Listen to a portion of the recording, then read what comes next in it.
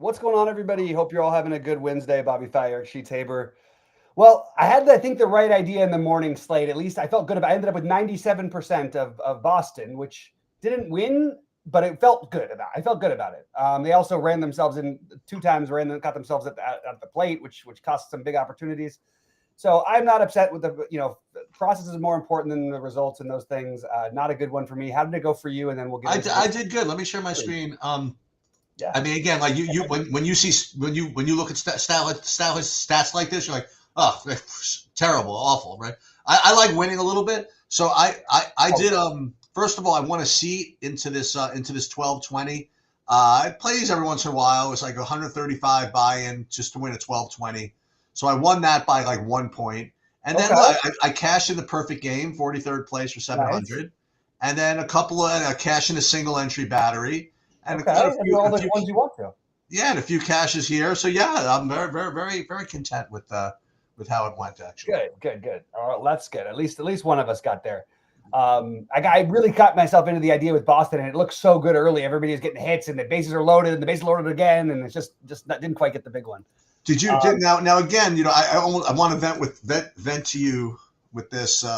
Online or whatever. So again, a little bit of an advertisement for those of you that don't follow. We Bobby and I post stuff on Stake Kings from time to time. I mean, I do like every day, and Bobby does most of the days he plays too. Yeah, pretty much every day. Every now and then I'll throw a lineup or two in. I don't do it. Yeah, and so we're actually working with them to solve some transparency issues that we're dealing with, but they're really, really good. So just to kind of show you. And again, if any of you are players that want to post your stuff on there, usually there's like a whole kind of due diligence thing that you need to go through. But we have kind of a deal with Stakings that if we know you or whatever, and we know you're a good player or whatever, we can kind of vouch for you and push you through. And they do really have a really, really good platform. Mm-hmm. And I'll just show you kind of like if you're a player, first of all, how easy it is, and then I'll do as a staker too. So I'm playing 2 things on FanDuel, for example. And so what's cool about this when you're a player? It saves like the stuff that you played in the past. So you don't have to retype it all in. So right now I'm just gonna go ahead and just enter and put up the monster here and put the time today. And I already have this thing, I'm selling it for 1.12. It's got all this saved in here, 333. Actually, I have to know this is actually a 555 today, right?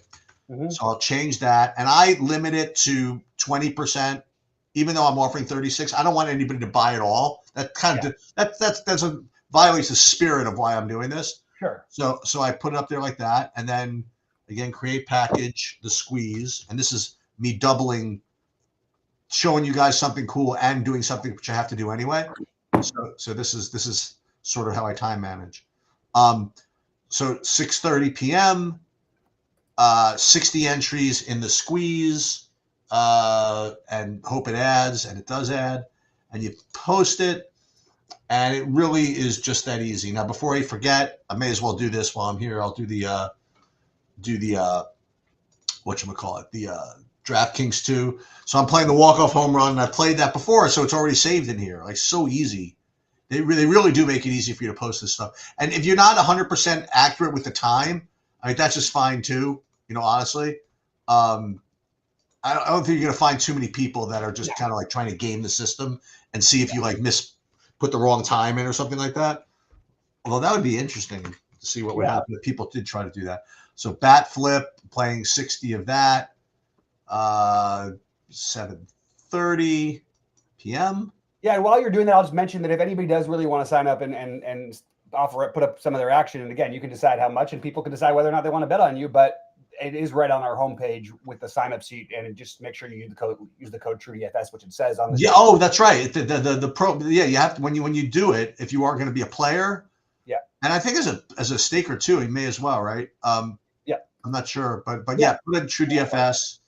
Hold on. Additional package options, same thing. Ball 4, and this is the last. Well, this is the last one for now. I'm also doing the NBA, but I'll put that in a little bit later. So battery, the 121, and I could even put this 7:26 p.m. Again, it's not really like tied into that. And now let's say you did want to stake somebody Let me just see how we would do that. So let's go to Marketplace, for example, and let's just see. So here's all Bobby's stuff. So Bobby's doesn't have much left. 8% of his 29 left, 4.9% of his whatever. So I'll leave this to you guys if you guys want to get in there. There's me, and the cool thing is there's not that many people putting DFS stuff out there. Yeah, I don't know who this guy is, Scott Himes. The guy is really good, by the way. I've had on my show before. This DFS PhD. He doesn't play a lot of the main sports, but he plays all the tennis and WNBA. He's like a WNBA expert. So if you want to get some WNBA action, you probably want to buy some of his stuff on there. But yeah, so that's the and we talked about having to do a little more. Unfortunately, we have to do a little more gratuitous advertising. Yeah. But you know what? It is what it is. If we did 20 times as much of that as we did now, it would still be 1/10 of what everybody else does. So, Right. I'm fine with that. Okay. So I haven't built yet, but I ran projections. What are you thinking? Well, All first right. let's talk. Or should we talk FanDuel? Because that's Yes. Up, like FanDuel slate starts an hour before the draft. Yes, let's do FanDuel first. And I'm still figuring out exactly what I wanted to do. First of all, it was confusing too with the weather. We didn't know if that game was going to play or not. Which one? The Philly game earlier, but they're not even on the board anymore. Even better. Even better. Yeah, it makes it easier. Yeah, and I'm hoping my files don't get mixed up because I had guys from that game in my just like random thing that I threw up earlier today. So I'm still trying to figure out exactly what I want to do. I think you're going to have like a massive chalk, as we always do on FanDuel on these smaller slates, where I think Matthew Boyd is going to be the mega chalk, and I think that Clark Schmidt, Hunter Green, George Kirby, somewhere in that range, you'll see that. Basically, no one else is really going to get played much. And I can just throw out that we're one slate removed from Kikuchi being mega chalk. Now he's got the Yankees, not exactly the easiest matchup in the world. But it's always interesting to me just to think about things like that. When we just played a guy as the 50% owned, we'd want to do it. Just because the matchup's bad because it's scary because the team could score a lot of runs, that doesn't really scare me. What scares me is if you can't get strikeouts in baseball or if there's no chance for like a quality start. As good as the Yankees are, as good as their offense is, you can, I mean, look, what's the game just proved it against the Dodgers earlier today? The pitcher for Cleveland. You can still you can still have games against some of these teams. It's the really low strikeout teams you don't want to pick on. So my idea for the lottery was to maybe play some Kikuchi over there and also to play maybe some Tyler Mahle. And then the stacks wise, you're going to see just a whole bunch of, I mean, it was going to be pretty mega chalk on teams that I don't know that we should have that mega chalk on. Obviously, the Yankees are going to be one of them, but Seattle at their ownership level is probably something we could find something else to do. Now, it's not that I have anything against Seattle. I love them when they're low owned. I just have no interest in trying to take that on. The other thing, which we'll get into with DraftKings on an even smaller slate, I really think that, look, I don't want to cross out 4-man stacks because I think in FanDuel they're too much. I might cross out like 4 4s, 4 3s. I just want to find little general ways of being a little bit different. I don't know if I want to go that far though, because I do like the correlation a lot on FanDuel. So those are sort of what's gone through my mind for this particular small slate. Yeah, so I'm kind of a fish. Why? I forgot to check to see if Maldonado was even starting before I put that bet in. Well, it doesn't matter though, because he's not going to pinch hit. But what I'm saying is that the game's already started. Like, it's a wash. So you get your money back. You sure? If he doesn't get he has to get an at bat. Is that true? Yes. Oh, well, that's good then. Okay. Now there is always a weird, bizarre chance that hey, they could just have somebody else, they could have him come in to catch, which would eventually lead to an at bat. That's the nightmare situation. Players must start and record at least one plate. Oh, it's must start on DraftKings? Yes. Oh, many sites it's just must have one legitimate at bat. So, dude, I already won. I'm guaranteed to cash for at least 180. So there you go. It's That's already it. a winner. So if I decide to go on complete tilt and lose all my money the rest of the day, I'll have at least 180 in the bank. That's good. That's right. So these are like pay dirt bets that I made earlier. So for those who are watching 12 o'clock, so we've got over 3.5 Trevor Gordon strikeouts. And then we have over under 5.5 Kirby strikeouts. I did not do the remember I did not do the Peralta under. How did that work out, by the way? What was the thing on It's strikeout? 5.5, right? I think he hit 6, but he barely he almost got taken out. Well, it was annoying too because he was with in the fourth inning with 1 out. 6. That's it. He was at 90 pitches. Wow. In the fourth inning. So he ended up throwing 108 pitches and getting through the 5th, but partly because the guy, like I mentioned, the one guy got caught at home. That's what kept him in there. So I would say it was unlucky not to hit that one. Well, we didn't bet it, remember? Yeah, I know. I just think it's because we were fading him in DFS. Yeah, you're right. That's right. Okay, all right. So you think Matthew Boyd's? Let's go back to FanDuel. Matthew Boyd's going to be the chalk. He certainly looks like the best play. And you mentioned, see, I have Schmidt and Kirby as like the next two. Tell me this. Why? I mean, I guess price, but why is Hunter Green not the best play? It's a good question, by the way. I don't have a good answer for you. Yeah. I mean, obviously Matt Boyd's the best play because he's home against Colorado, right? But yeah, and it's cold and all that stuff. He's got the highest K prop and all that, but Hunter Green is, I mean, he's a monster. Like he's the best actual. Well, yeah, he's the best actual pitcher on this slate. Although I have to say, I've always been a little bit of a soft spot for Boyd. Yeah. Now Green came back off of the disabled list, which it was just a 15-dayer for his last start, and he only threw 83 pitches, but he wasn't like pitching especially well either. So this is a guy who just is. I mean, for those of you guys who weren't paying attention earlier in the season, he was just destroying the whole baseball league. He was a monster. He put up every game. It felt like he was putting up 35 fantasy points on DraftKings on FanDuel, like 60 plus. And the matchup with the Royals isn't one I want to totally shy away from, but it's not as good of a matchup. And I guess that's just as simple as it is. But I'm playing one big buy-in, and I probably end up using. See, look, I just ran that with the Sims. Oh, no, I didn't use the Sims yet, but it gave me 100% Boyd. I think that when I build my big buy-in, it's probably going to be Green. But if not, I'm telling you, there's a case to be made for this Kikuchi or Tyler Mahle, I think, are the other get weird plays that come through. Those are really low-owned ones, so you don't need to worry about chalk or anything like that. Let me ask you this. What was it? What is there any wind situation in Chicago, or is it just Colorado's terrible? It's 6 mile an hour in from left field. That's not a huge. It doesn't help. I mean, yeah, it doesn't help, and it doesn't help the right. Especially against Boyd because he's a lefty. I mean, Colorado's run line is 2.5 today. I mean, that's pretty low. And it's 56 degrees too, so it's not. It's funny because I feel like every time we've done a show, and it's pretty normal for early in the season now. It's Chicago's got this terrible weather and all this stuff like that. Yet this team is still scoring as many runs as the Dodgers and Yankees are. It's kind of wild. Yeah. It doesn't seem to affect them very much, but it affects their opponents. Yeah. So they gave me 0 of the Boyd, but I didn't touch anything.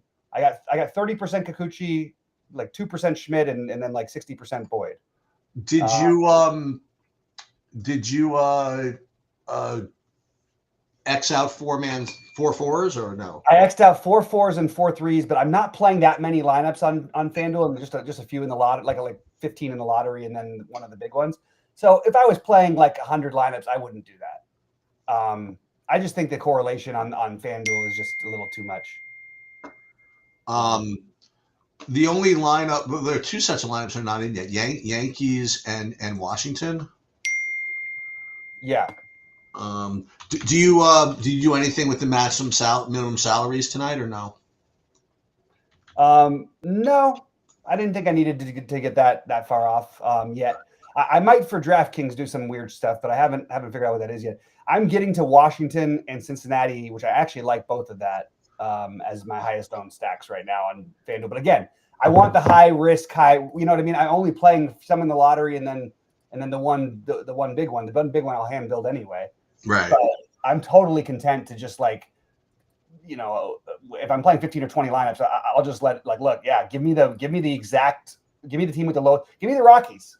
maybe not the Rockies, but anybody else, maybe I would be interested in. So the only game that is unique to FanDuel is St. Louis Baltimore. Yeah. That's right. I believe. Yeah, seems that way. Yeah. Okay. Like Washington, Seattle's on DraftKings too, right? Yeah. Okay. Yeah. The last. Oh, wait a minute! I don't have the Cubs lineup either, by the way. Yeah, no Cubs, no Yankees, and no Nationals yet. So can't just may have to make some changes at some point. As far as individual plays, I like. I mean, again, FanDuel, you usually play whoever you want, but I mean, just in general, you got Julio Rodriguez at 3,400. Looks pretty fair on FanDuel, to say the least. That's a little ridiculous, actually. Wait, which one? Julio Rodriguez at 3,400 on FanDuel. Yeah, I think you're supposed to fade him. He's projected to be the second highest owned player, not just pitcher, not really. pitcher. I'm not getting that. I have Judge and then Tucker actually. So if they play Boyd, I guess they have enough money to.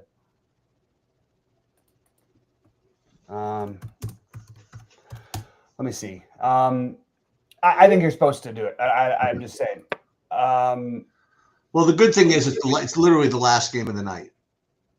Yeah, you only have the one other game though, the Yankee game with that. Right.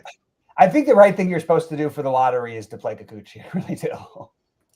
The Yankees with the chalk against the guy who's been good.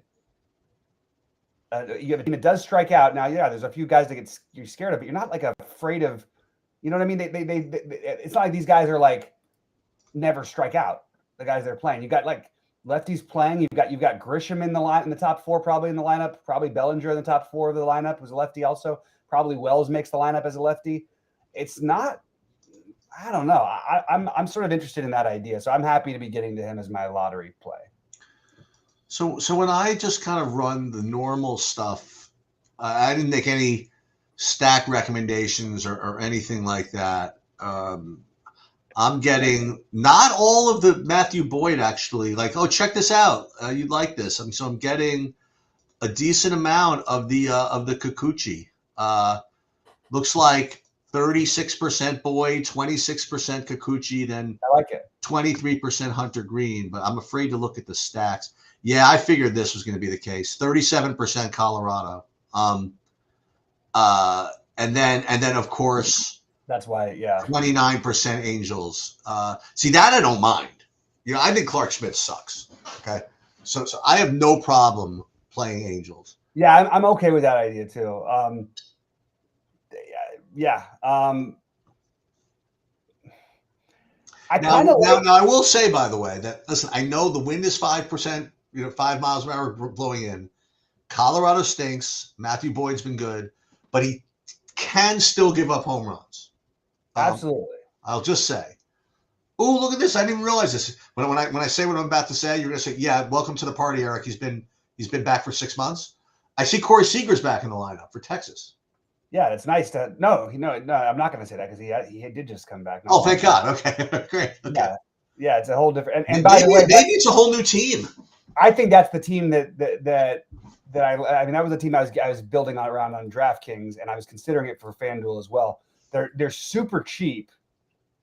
Can they end up becoming sneaky chalk though? That's a little worrisome. But I'm with that idea. Like I like the thinking behind the Texas side of things. Washington's lineup came out, by the way, and nothing changed for me, so that's just worth noting. Which means that the projected lineup was the lineup they ran with.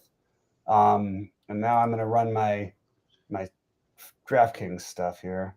Yeah, and just so you see the way the stacks are dispersed here, I have very few 4-4s. I have mostly 4-3s. I mean, mostly like 50% of my lineup, so I have 4-3s. Then 4-2s actually. Then 4-2-2s. Then some 4-4s, some 4-0s.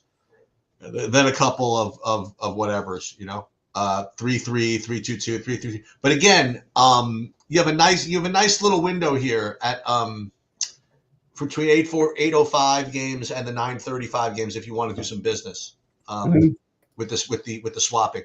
But make sure that again, just I know this happens. So it's 6:35 on FanDuel. So you say, okay, I put my FanDuel lineups in, not worry about it. Remember, there's no Cubs lineup in yet.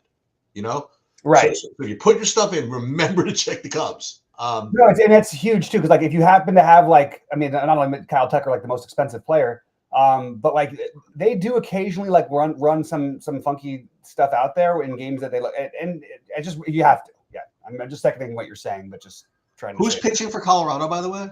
Tanner Gordon. Oh, that's right. I have the under in the strikeouts, right? Oh, did you? I don't know. I forgot about that one. Or do I have the over? Which one? I have the over on him. I do have the over, I think. Yeah, right? They always the pay dirt tool seems to love, and it's been right though. But they like the other night they loved Senzatella, which is or not Senzatella, no, Marquis, and Marquis pitching against who were they playing? It was somebody good. It was the Yankees. Marquis went like 7 innings and gave up like 2 hits. Yeah, we have Gordon over 3.5. 6 innings, maybe it was. I do like the Kirby under, especially given what you said about his pitch counts and stuff. Yeah, I think that's a sharp one. Look, I love Kirby as a pitcher, and I usually defend him because I think he's good. But yeah. Okay, you want to look at DraftKings a little bit? Yeah. So go ahead. No, what I was going to say is, again, what I like to do first, I want to look at the projections first before I build anything. Like if I'm looking at DraftKings, again, like presuming I never looked at FanDuel or whatever. Yeah, it's still the same. You know what I mean? Like it's Matt Boyd at the top, and then Schmidt, Green, Kirby, Kikuchi. That's the pool. You know what I mean? I don't think I'm going to play Trevor Williams or Noah Cameron or anybody like that. Eric Lauer. You know, to me that's the thing. It's Boyd and then Schmidt, Green, Kirby, Kikuchi. That seems to be the pool. That's the main pool for sure. Yeah.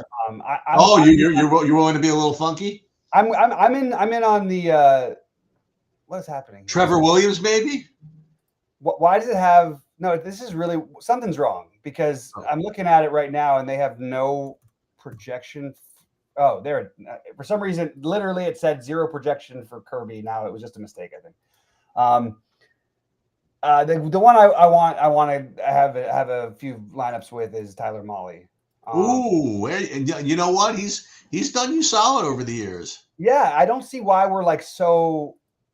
I don't know. I feel like he gets treated like a worse pitcher than he actually is, and I know he hasn't been great lately, but I'm okay to take the long term. I believe he's actually good. I believe it's he's in a better situation than he'll ever have been in before because he's out of Cincinnati and not having to pitch in that park with the worst defensive players in the world behind him. So I'm sort of content to try to get to some of this, and until we resolve our other issue, because I kept thinking I got to load my stuff on. I'll talk about it off air. Okay. But all right, let's see what happens. I'm getting all the Schmidt. I'm sorry, all the Boyd at the moment. I think I don't love what I'm getting. That's the one thing about Bobby and Eric. We're very forgiving and loyal, but when we like have an issue, we go into full freaking banhammer mode. Absolutely. Until it's resolved. Yep. It's very, very true. All right, what else do we have here? Let's see. Okay, so I ran the DraftKings, and what am I expecting to see here as far as the stacks go? It's going to be Yankees, Cubs, Seattle, I think. Simmed or not simmed? Simmed, I think you're going to – how many are you playing? Let's see. 60? 60, you're probably going to end up with Cincinnati, Colorado, Washington. Yeah, I probably. I think if you're playing one like 160, then it goes the other way a little bit. Look at this. A decent amount of the Angels again, it looks like. And I'm really down with that. Yeah, I like that. I like that idea. I'm no issue with. By the way, are the Angels like the I don't know. I know they're not like a great baseball team, but like are they like the sneaky, we're incredible against the spread type of team or whatever this year? It feels like they've been really good. I know they went on a winning streak, but where are they even standing right now? I'm just curious. By the way, I mean, we didn't talk about this because it was Labor Day, Memorial Day, whatever. For those of you that were following, Bobby and I did go out of the Survivor pool thing. And the good thing is we went out in style. I think they went like 0-6 for the week. Yeah, we really went out in style. They think they might have gotten swept by the White Sox after they got swept by the Yankees. That's very possible. That's So it's fine. It's totally fine. Yeah. Um, I'm cool with it. yeah. So let me see what we have in now. What I got after simming in DraftKings. First, we'll look. The Angels are showing up as number one for me as well. Okay. Let's take a look at the pitchers first of all. So pitching, exposure. So yeah. So Kikuchi number one, Boyd number two, and then Hunter Green, and then Kirby, and then the winner, like Trevor Williams. You know what I mean? Like that's there. That's right. That's the kind of thing that you do on a 4-gamer. Yeah. And then as far as team stacks go, there it is. Like literally every single stinking bit of the Angels. Okay.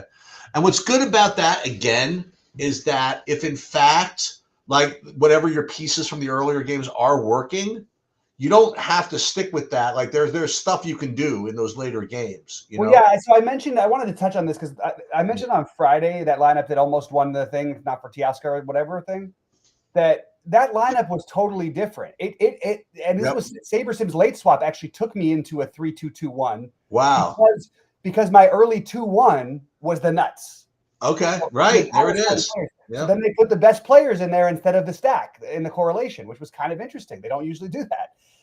But I'm glad they did, and I would have been really glad if I won that tournament. But I thought it was kind of interesting. And that is also just another. It was going to be I was going to have a whole thing planned sheets. I was going to go through a whole why late swap matters and all this stuff. But hey, look, the more people don't want a late swap, I think that it's just a better advantage. Now, what I want to know also is this thing that I have this qualifier. When do I have to play? What is this now? So this is for any $1,220 World Championship qualifier contest. Okay, so I don't have to use it like right away. These are my favorite. This is satellites in DFS and in poker have always been my whatever reason. In poker, there's actually some logic to it because like you're playing like single table shootouts. And if you played a bunch of shootouts when you were younger, like especially online and having hundreds of tables, you could have it makes sense. In baseball, it doesn't really make sense because it's usually an uncomfortable player size. But for whatever reason, I always do really well with these satellites. Oh, really? Yeah, I've had an incredible history. I don't play that many of them. Yeah, I know. It's like I know people that make like a pretty good living. You know what I mean? Like playing all these things. Like and it's funny. There's this one guy, Charlie, who he specializes in soccer, but he does other stuff. He specializes in soccer, and I watch his soccer breakdowns. For every EPL slate. He works for a company called FSI, but he's a good player in general. And whenever he does his live stream, he shows his screen just to go through the salaries, right? He shows his DraftKings thing, and I always look at like his balance and stuff, like because it always is visible. And like you see, like when I have here, it's I have like a decent amount of money, I have these crowns, whatever. He always has like 174 tickets or something. Like right. It is like ticket war chest. You know what I mean? And that's sometimes it's good, sometimes whatever. Because I have found, by the way, that when I enter these satellites, they're really just stacked with freaking regs. You know what I mean? Like you think that because the satellite, there are people that were like taking shots or whatever. Yeah. Like every one of these satellites that I've either won or played in, like it's all the freaking best players in them. I don't know. Okay, so here's my take on. I have a thought on this though. I don't think the best players are even good at them. I'm sure they're profitable or whatever. I'm sure that they found a way to be profitable. But it's like the same thing we used to say when I used to play the live finals and go to them. The people who would win were almost never the big names who had the million tickets or whatever, because people are not used to building one lineup. They don't know how to build. See, yeah, that's what I was going to say. I was going to say kind of a derivative of what you said, is that I think the best players are playing them, but I don't think the best players are playing them well. Right. You know? Like I think that they're just okay. I have this lineup. I'm just gonna fire it and like all this shit. You know what I mean? Right. Exactly. And they're gonna whatever their cash lineup is, they'll put in their satellite. Or their big buying. Hey, as long as I haven't made anyway, you know what I mean? Like, let's just fire it and all this stuff without like really thinking about what it's in. You know what I mean? Yeah. Yeah. See, like this, I can't. I mean, there are people that actually play this shit. Like this. This is a 10-man, $5,800 entry satellite for a $50,000 seat or whatever.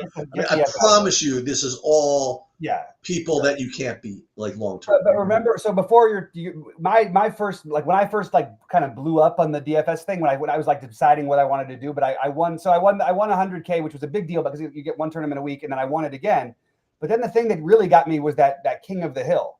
So what you would do is you play with 250 players, and if you have to win to get in, and if you win, you play the guy who won the last time, and then it goes so and so, and every day you get $10,000 for your win, just playing heads up.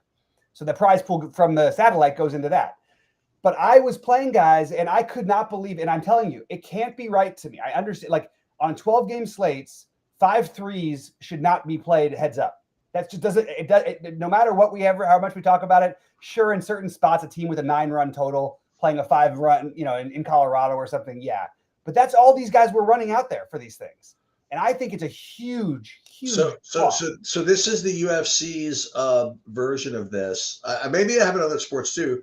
They have this thing called the King Bracket Qualifier, and what it is, you try to win these seats into this thing, and if you win it, there's like a 64-person bracket, and then it's like you said, it's like heads up, and they keep advancing just like a round of 64 thing or whatever. So maybe that's similar to what you were saying, this King of the Hill thing. I guess. Yeah, I wish they had it still. Like that was the greatest run ever. Like it was so fun. But maybe they do. I mean, you know what I mean? I don't even know. No, they don't. It was like a featured thing. It was like a big deal. And it was basically just the other pros you're playing against. But it's totally fine. Like I was one of those guys too. It was before there was Sims or anything like. I mean, it was before there was projections. To be honest, for most sports, like you're really just trying to wing it. And by the way, just a little announcement of those either they're following this, like the UFC card this week. Like we're gonna play it. We're gonna do our content, but it is a freaking shit show. Like you have people are dropping out like all over the place, and fights are being rebooked and whatever. We'll make it work, but it's like already you have 6 fighters dropped out. They repaired some of them, and the pricing is all off or whatever. But the hope is that everybody gets frustrated, and we kind of maintain our focus and get there. All right, so DraftKings, like I said, Angels. And then the normal pitcher. So this is one of those slates where the place to get different is in the hitting, I think. But let me ask you, who's like the popular team tonight? It's on DraftKings, the Cubs. It's going to be the Yankees, Seattle. Let me just go real quick. I'm just grabbing my numbers. Yankees, Cubs. Seattle. Yeah. And then not nearly enough. Somewhat Texas probably is next, but I don't think it's going to be enough. So okay. I'm in on the Texas, and I'm forcing, like they will not give me the number of Tyler Mahle exposure that I want. So you'll force it in, whatever. Yeah, and I'll force in the Texas stacks as well because they don't want to give me that. But I can, because I'm not playing any 5-mans. What I've noticed, Sheets, is like my 4-man stacks tend to be a little bit more of the chalkier teams.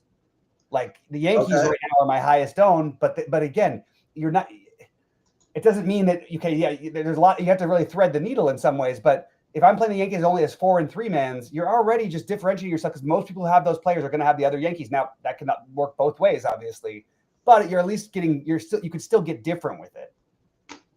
It's the same way the other strategy that I used to talk with some guys about was always having just the 3-mans of, like, if you're going to play the Coors games, just play the 3-man side and don't ever let them have more than the 3-mans, which is totally fine, and hope you get the right guys. Right.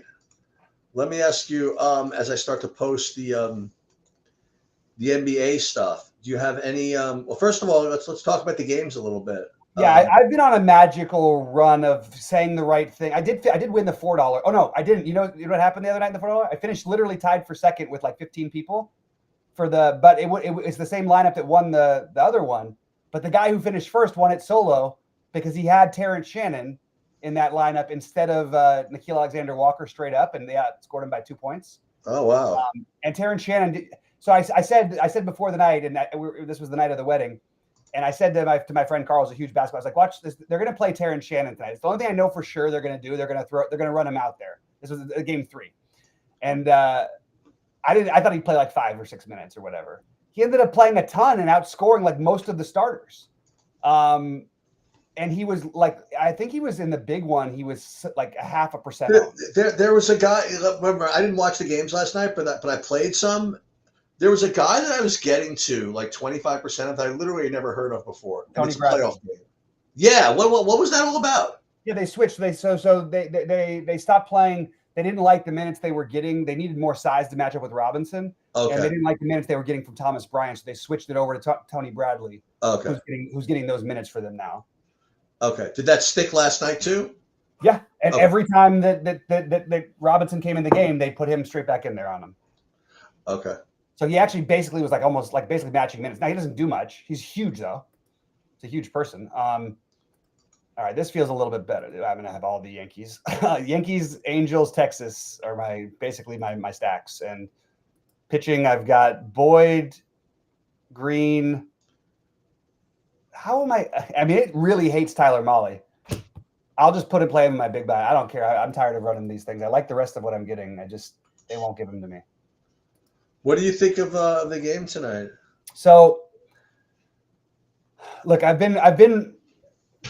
I don't know, whatever about the series, because I really thought that this was a time where Minnesota could do the things that they needed to do to actually win the series.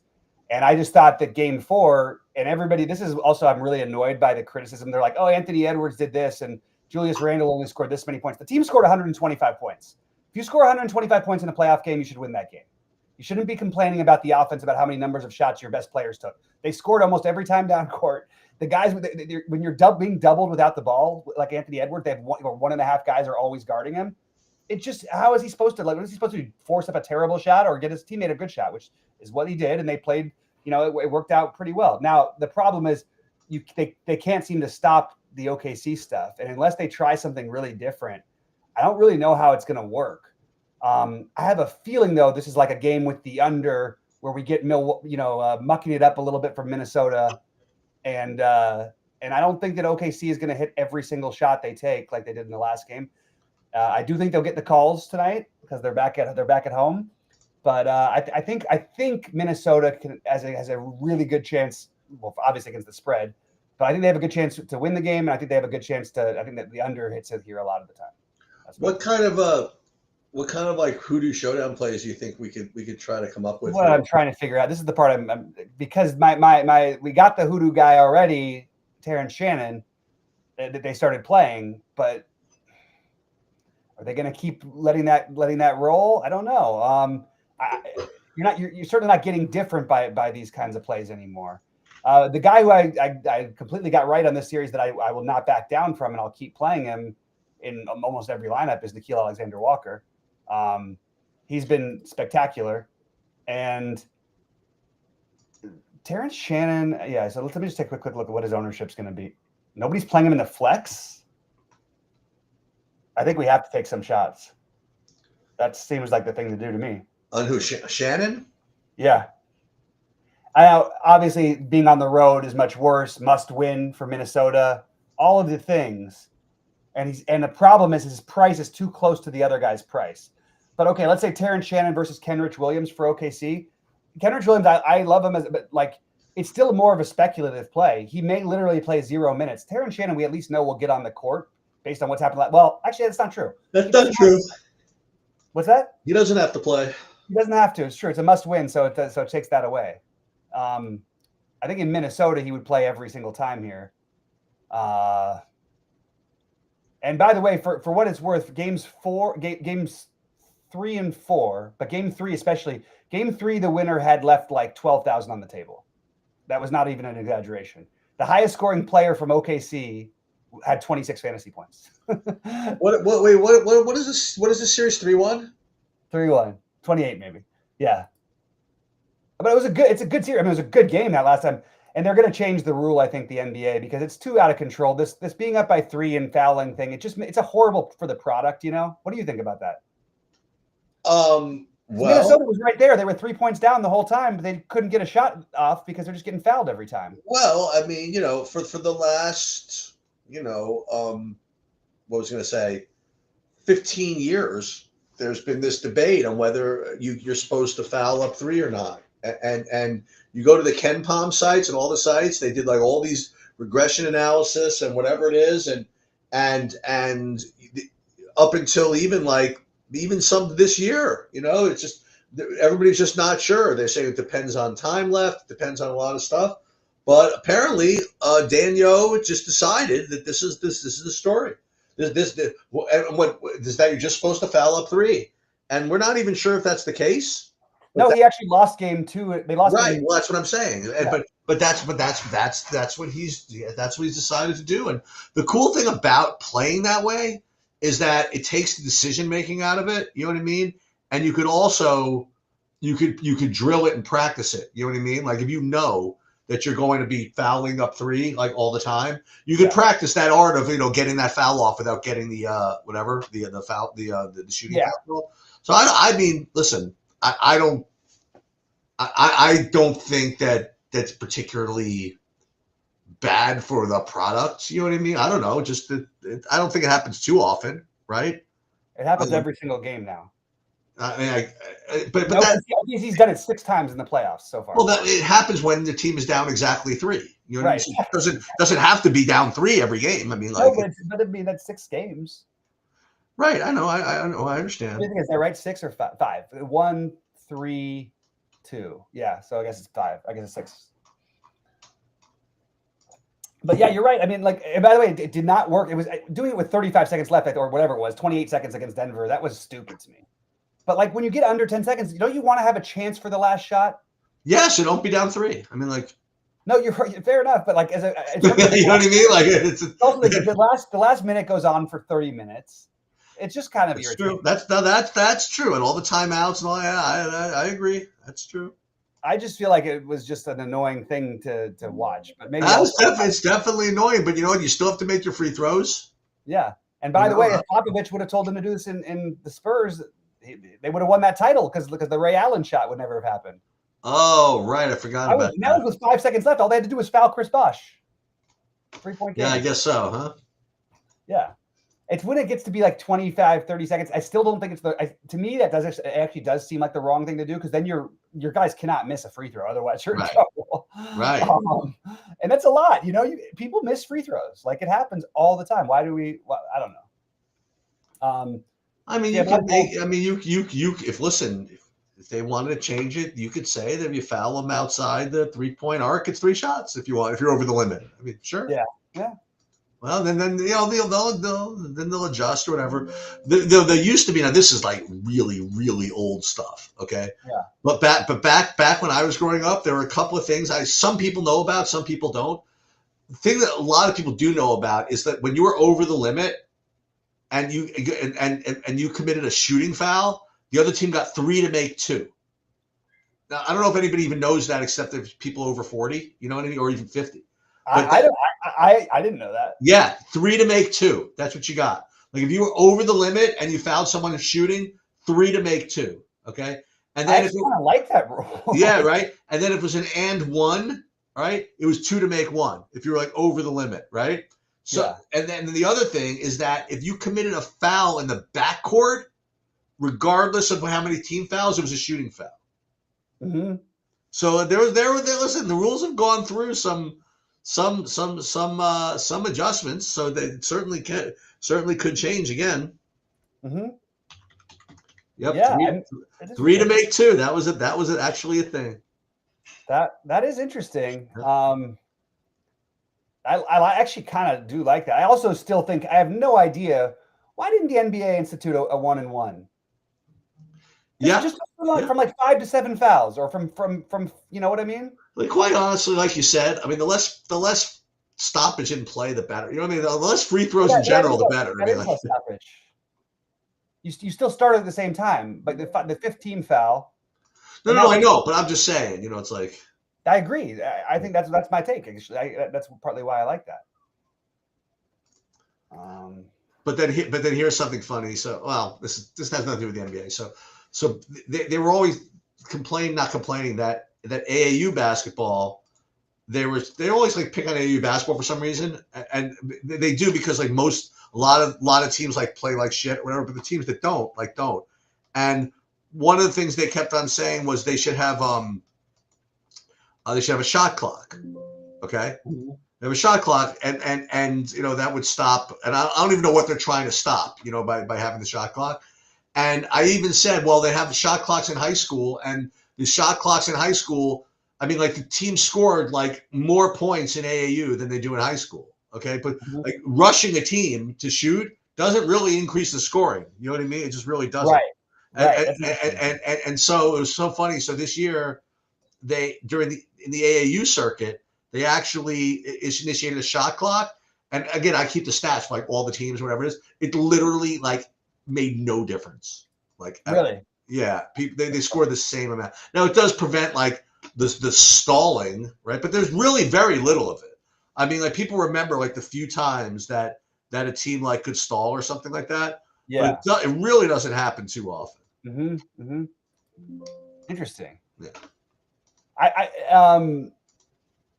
I also think it's so hilarious that there's so every day, like I can't, and I love NBA content stuff, but I get so tired of like every day it's this it's really impossible to measure generations, like, and think about what guys get. I mean, you know, you think about, so for in Jordan's era, people say whatever. And I'm like, they're like, oh, but he averaged 35 and he wouldn't be able to do anything today. I'm like, well, just based on the number of possessions, he'd get 24 more possessions per game.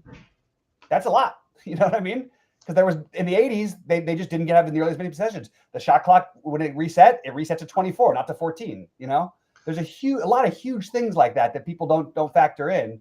But at the same time, yeah, the quality of competition might not have been the same.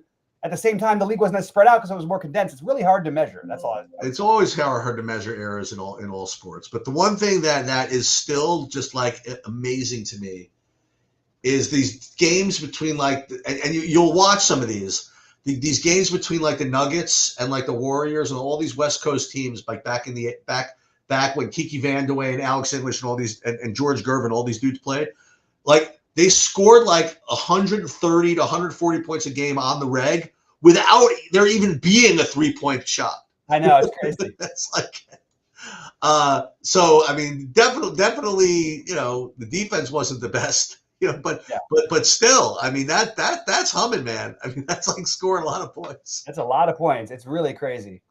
With no threes. Yeah, I know it's nuts. It's hard to even imagine. Yep.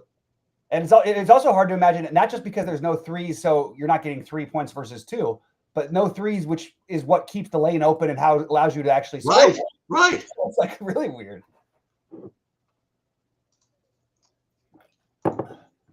So let's see. I have my basketball thing for the night now. I just want to throw out what I did is I don't want to mess with too many guys. I really think the hardest thing to figure out in this game is like, it's pretty clear when you watch, like Anthony Edwards needs more room down low and they need to probably play Naz Reid more, and they have been. Now the flip side is they've been doing it, and it's not that Naz Reid has been bad. It's just not especially working like it has at times in the past. And do they just maybe get Gobert out of this game? Is that something that's on the table for Minnesota? I think it's really, really likely. I also think if he plays, I'm still waiting for the big game, but I don't know. I think so. Anyway, so mostly what I'm changing is I'm again bumping up Nickeil Alexander-Walker just a point, bumped up a point for Dante DiVincenzo, bumped down a point for Conley. Although if there was a game where he played more, and then I did change Terrence Shannon's projection quite a bit and just put him ahead of these other bad value, cheap value plays or whatever. Because if there's one I think that makes the most sense, I think it's either him or Wiggins, and I don't really want to play Kenrich Williams at like 40% like it was given me. So, that's what you were getting, like 40%. Yeah, Kenrich Williams. I mean, I keep saying this the whole freaking series, but I mean, you'd have to think that like I was about to say, you'd have to think Anthony Edwards is going to like try to take over, but like they're not letting him. You know what I mean? Like, well, that with that defense, and then you have no lane for him to attack because Gobert's down there. So like you have 1.5 guys on the perimeter guarding you, plus you've got Gobert's man down low. It's just really hard for him to get to the basket if that's what they're going to do. That's why I do think you'll see more Naz Reid earlier in the game.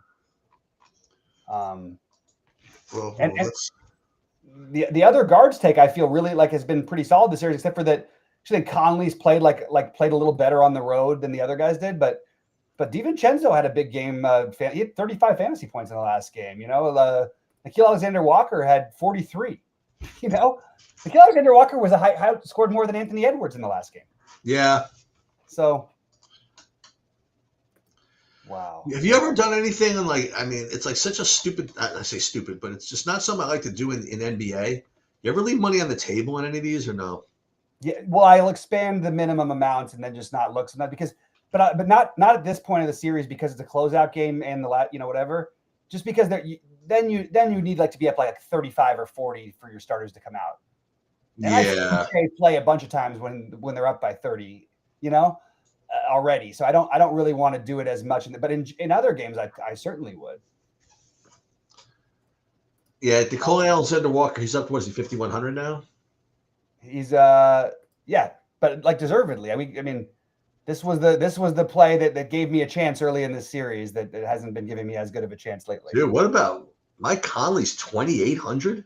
I know that's the problem. That's why Terrence Shannon's getting no love. Ugh. I mean, as much as maybe that's what you're supposed to do. You're supposed to eat it and like just X Conley out anyway. That could be the thing. I just hope. Because I'm telling you, everybody is going to play Mike Conley. Well, not just Conley. There's two guys. What's the other one? The other one is, what's his name at 3,200? 34. Oh, Nicole Alexander Walker. Yeah. So between those two guys, like everybody will have at least one of them. So can you get different and play Terrence Shannon just for a different? But NBA is just so hard. It's hard. It's just so hard to get different. The other night, I didn't play. If I would have played that was my big take. I don't care if I said just play Matherin. That's it. And you literally couldn't have won without him, and nobody played him. So like your lineup, if you just put like, let's say I want 20% of him, you're gonna hit that tied for winning lineup because there's no other way to get there. So running Sims on DraftKings. I mean, what am I getting here? I imagine it's going to be Shea and captain, probably Shea top owned. I'm just guessing. Let's just see. Players, captain. Boy, what a surprise! 50% Shea in the captain. And I guess interestingly is that I have like nothing else. I mean, like 30% Jalen Williams and no. I was about to say twins. No twins. No Vikings. I'm doing it again. No Timberwolves. Pretty much in the captain. So if you want to get different, if I'm getting it this way, maybe you're supposed to put like Edwards in the captain because everybody's seeing what I'm seeing. Everybody's seeing, the defense is shutting them down or whatever, and just take a shot. One game, he completely lit them up the game before, and he put up like, what did he have, 30 and 10 in like 20 minutes because they won by 1 million points. Yeah. I'm not giving up on this series yet. I'm not totally done with it. I probably should, but I'm being stubborn. I really like this. I just think this is a tough team to beat, like the Minnesota. And also, they were in this situation last year, and they won the series to the defending champs that time against Denver. They were down 3-1, and they were losing those games a lot worse than they've been losing these games. Right. So let me see what I'm getting on FanDuel. I mean, I can't imagine too much different. Let's just see.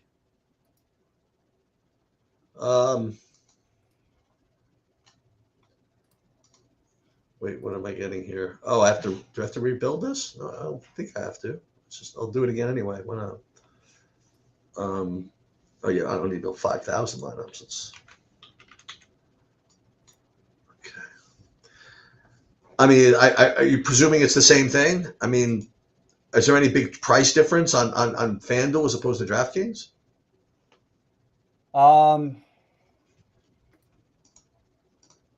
I'm sure there are. I didn't look at FanDuel. It's the same thing for me. It's like 60% Shea and the captain. I mean, yeah, I think there's probably an argument to be made that Edwards outscores him plenty of the time here, but they're both have ownership.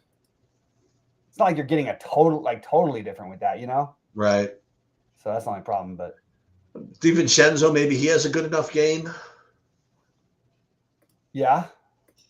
Yeah, exactly. Your excitement matches mine with that one.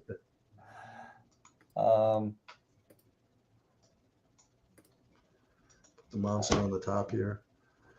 Yeah, so maybe we'll get a chance to see the some ownerships here in a second. Did it start yet or is it 6:30, FanDuel? 6:35. So 10 more, 9 more. But that's so weird because there's no game. Just the Baltimore, right? But that's not even like, oh yeah. I just keep forgetting that game even exists. It's probably going to blow up and win the slate, right? It's like, what's happening? Why can't I not find anything from like in general that I keep running things? I don't know what the hell's going on. I got none of it basically. Maybe that's wrong. Maybe that's a mistake. That's what I was saying. Maybe. Let me just take a quick look at the ownership and see if that isn't enough to sway me, because that is kind of interesting. And Andy's asking, it's National Hamburger? Do we take Jake Berger? I'm playing. Berger is in my main lineup. That's so great. That's great. I love that. It's hamburger day today. Yeah, and why wouldn't I play? Let's go, little Berger. Hey, if we're gonna play Oswald Cobblepot, we could play that guy. We could play the Burger because of the Burger Day. Dude, he's like a real golfer. You told me this. He's like gonna be like, not, I don't know what level he'll get to, but he's gonna be like a guy. Yeah, nobody's playing that game, and it's not like a bad. Am I missing something? Is the weather like the reason? Is there anything? It actually looks like a pretty decent spot to take a shot. Oh, there is some like weather concerns, and it's not great hitting conditions. Okay, maybe that's why, but still, probably thought I would end up with a little bit of it. Well, what is actually pretty interesting is that on FanDuel, I'm leaving some dough on the table. I think it's just going to happen naturally for everybody. That's what I mean. Yeah. Like this one, like Edwards in the captain and Shea in the lineup, leaving 4,200 on the table. Right. Because I'm playing like Case and Wallace and Nikhil Alexander Walker. Right. We'll just have to see.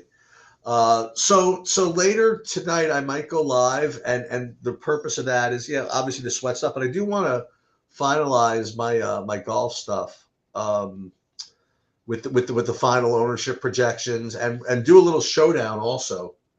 Once again, I didn't familiarize myself with any of the waves this week. I don't know if there's a big. Did you hear anything, or you haven't been paying attention like me, right? I mean, like as far as I did. No, I did. Oh, okay. I caught up on it today. So there's definitely going to be an advantage probably for somebody now, but I don't think I just don't know who it is. I don't think you can know how to do it because they don't know if they'll pause play on Friday because the rain looks like it'll be bad enough. Oh, is that the story? Yeah, so it could be like anything, and it's not that much bigger of a difference. The biggest difference is the heat gets a lot stronger. So the greens are going to be a little bit more firm in the afternoons, which is basically the truth all the time anyway. So I don't think it's enough to be actionable. That's what I gathered. I could be wrong, but that's where I stood. All right. Well, I'm gonna have some dinner, and then hopefully we'll be sweating somebody. I like the turnout today for this. Very, very nice. Yeah. And go. Are you rooting for? I guess I'm rooting for Minnesota, right? You got to root for Minnesota. Yeah.